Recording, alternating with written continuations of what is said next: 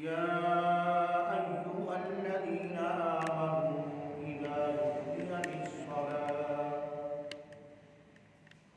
إذا نودي للصلاة من يوم الجمعة فاسعوا إلى ذكر الله وذروا البيع. اللهم صل على سيدنا ومولانا محمد وعلى آل سيدنا ومولانا محمد كما صليت على إبراهيم وعلى آل إبراهيم إنك حميد مجيد. نہایت قابل احترام باعث فخر بزرگان دین، میرے ملت کے نوجوانوں، عزیز اور عظیم بچوں، السلام علیکم. گزشتہ حاضری پر بھی اذان کے متعلق کچھ عرض کیا تھا. آج اسی موضوع کو لے کے چلیں گے.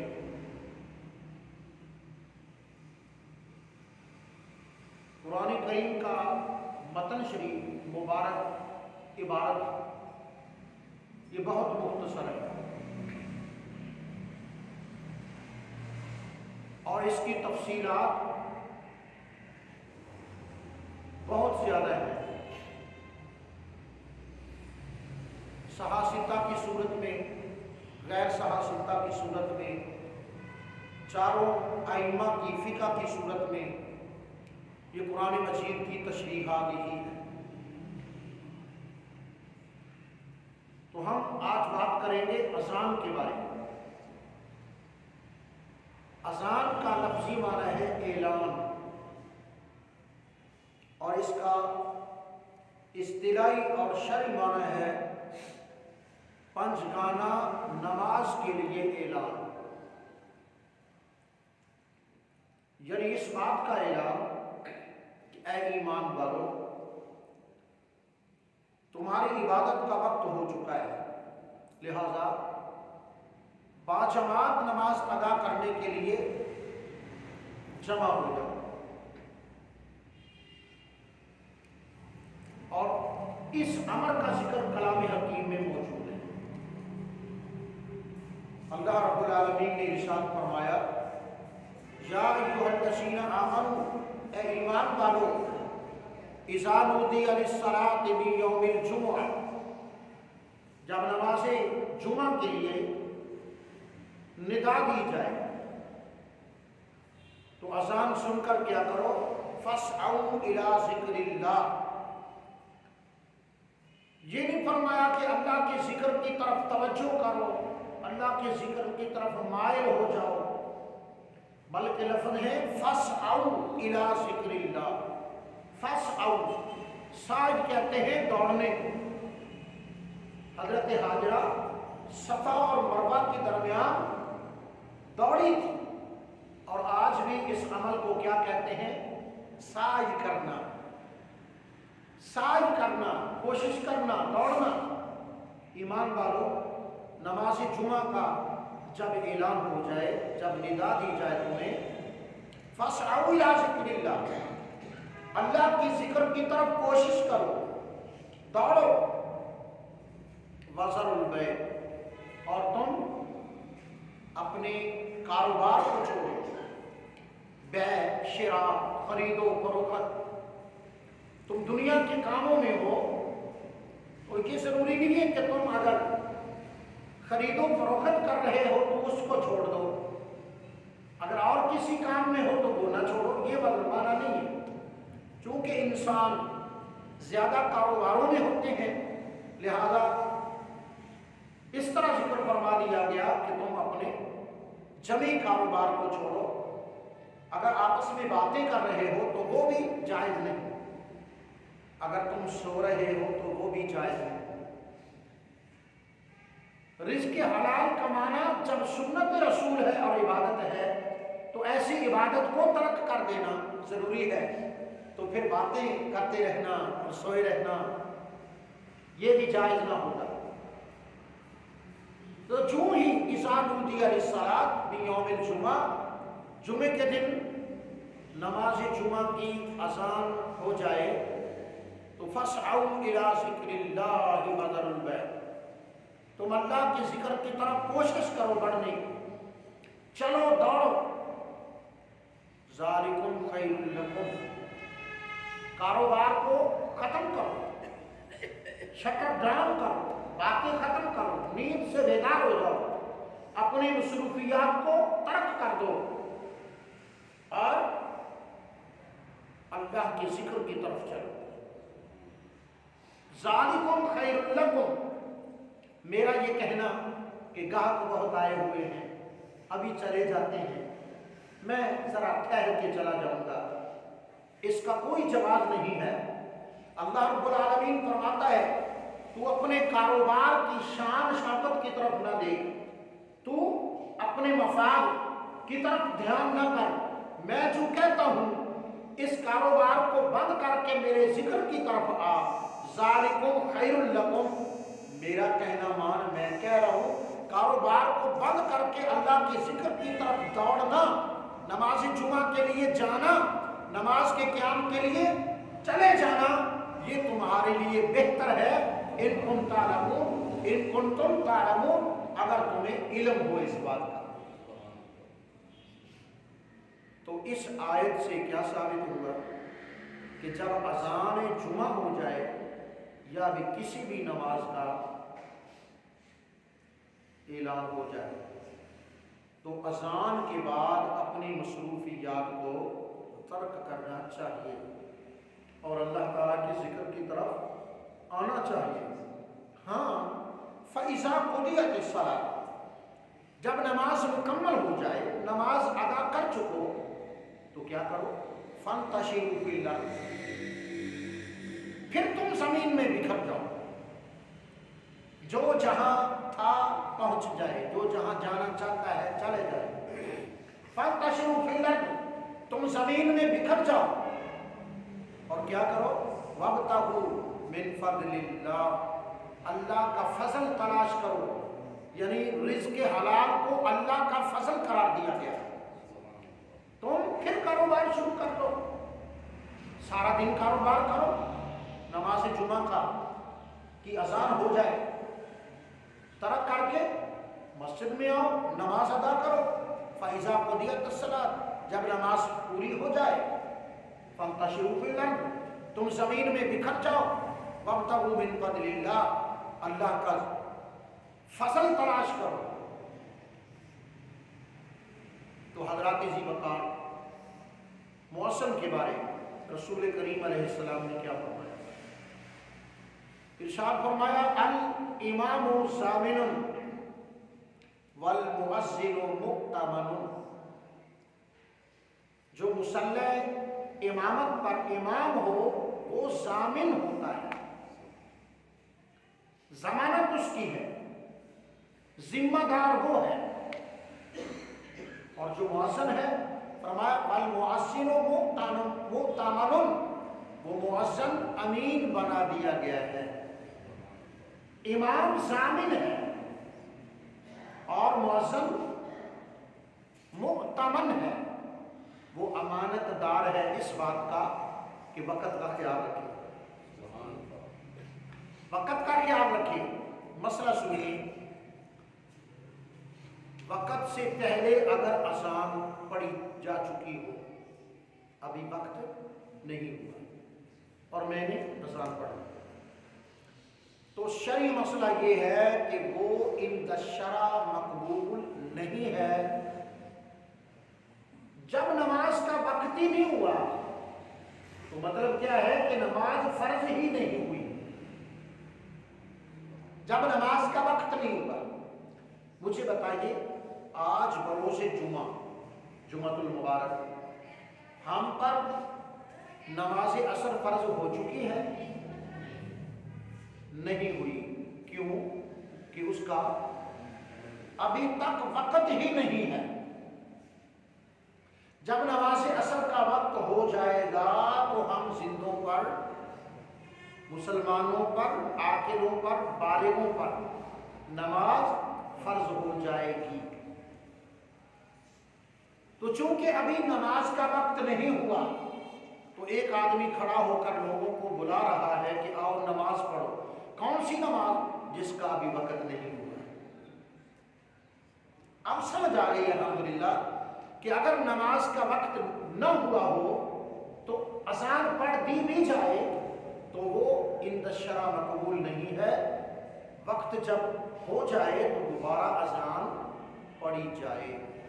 اب اس کو دوبارہ تو سمجھانے کے لیے عرض کر رہا ہوں، وہ پہلا تو صرف اللہ کا ذکر رہا، وہ اللہ کا ذکر ہے، ثواب ہو گیا، لیکن اس نماز کے لیے جو باجماعت نماز کے لیے اذان پڑھنا مسنون ہے وہ سنت ادا نہیں ہوئی، لہذا یہ نہ کہو کہ اذان دوبارہ کہہ دی گئی، یہ کہو کہ پہلی اذان اب ہوئی، پہلی اذان اب ہوئی ہے، اور جو اس سے پہلے کہا تھا اللہ اکبر اللہ اکبر وہ ذکر الہی ہو گیا، اس پر ثواب ہو گیا، لیکن وہ عند الشرع اس نماز کی باجماعت ادائیگی کے لیے اس کو عند الشرع اذان نہیں کہا جا سکتا۔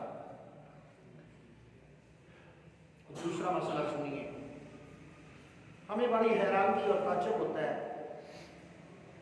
کہ جب مسجدوں سے آوازیں آتی ہیں اذان کی اور آواز بتا رہی ہوتی ہے کہ یہ بالغ کی اذان نہیں ہے، یہ کوئی بچہ اذان پڑھ رہا ہے،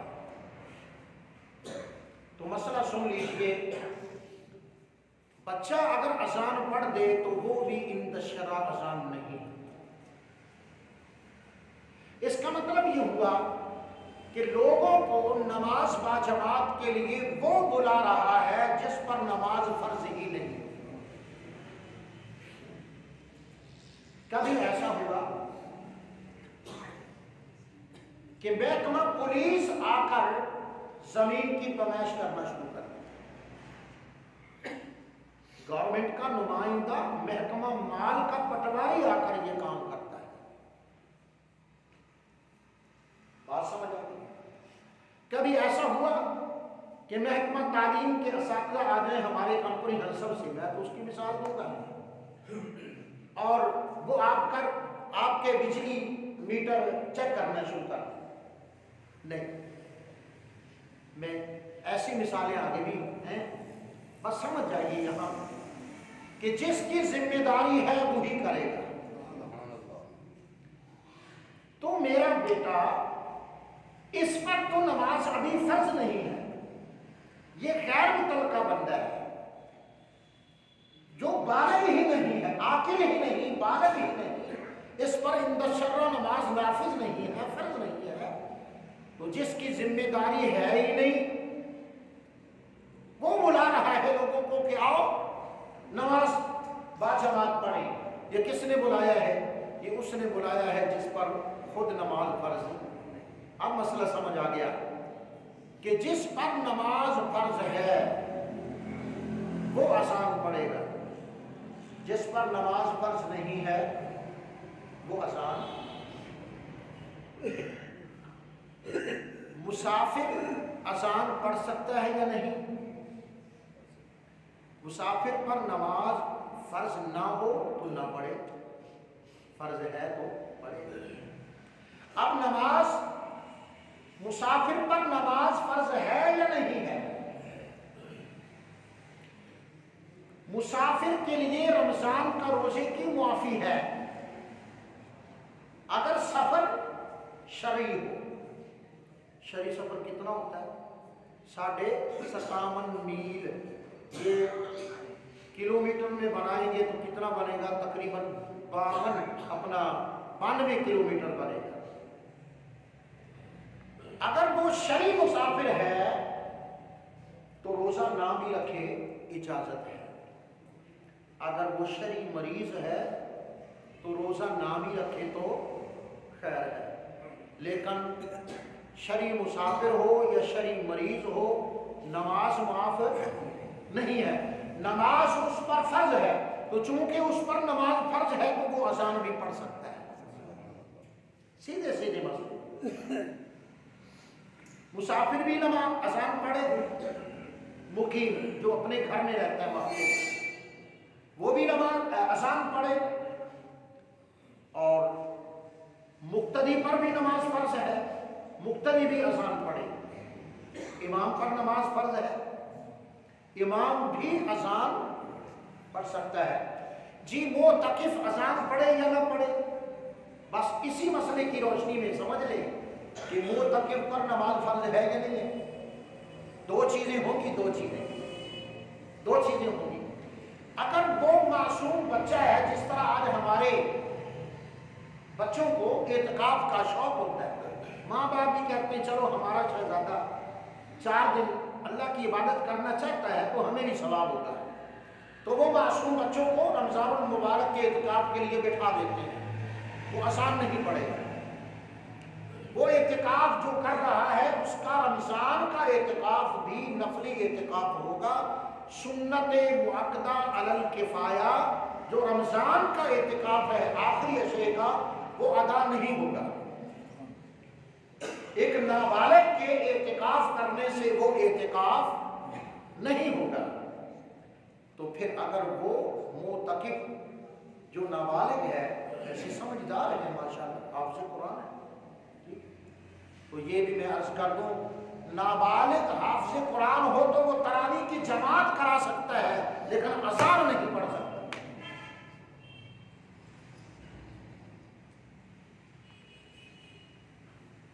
اذان کون پڑھے گا؟ معتکف پڑھے گا جس پر نماز ماشاءاللہ فرض ہے. اسلام میں خواتین کو اذان پڑھنے کی اجازت نہیں ہے. کیوں؟ کہ دین اسلام میں جس طرح خاتون نصف عورت ہے، اس طرح عورت کی آواز بھی عورت ہے. اسلام اتنا شاندار اور پاکیزہ مذہب ہے. میرے کریم آقا صلی اللہ علیہ وسلم نے ہماری پاکیزگی کا اہتمام کیا ہے، پر حد ہو گئی. اگر یہ نہ ہوتا کہ ہماری ماؤں بہنوں بیٹیوں کو بھی مسجد میں اذان پڑھنے کی اجازت ہوتی تو آج حالات کہاں سے کہاں پہنچ چکے ہیں. میں زمانہ نہیں کہتا، میں اہل زمانہ کی بات کرتا ہوں. یہ معاشرہ اور حالات کہاں سے کہاں جا، تو لوگ اذان بھی سنتے اور ساتھ نازیبا باتیں بھی کرتے. اس آواز کے اوپر بحث بھی ہوتی اور خوش گپیاں بھی لوگ کرتے. میرے کریم آقا صلی اللہ علیہ وسلم نے ارشاد فرمایا، یہ نہیں ہو سکتا کہ میری امت کی ماں، بہن، بیٹی، بہو اذان پڑھے اور غیر محرم اس کی آواز کو موضوع بنا کر باتیں کریں. میں محمد ہوں کہیے صلی اللہ علیہ وسلم. حضور کو کیا حکم ہوا؟ پیارے رسول آ کر تو تطہرہم وتزکیہم، ان کو پاک کر دیں، ان کا تزکیہ کر دیں.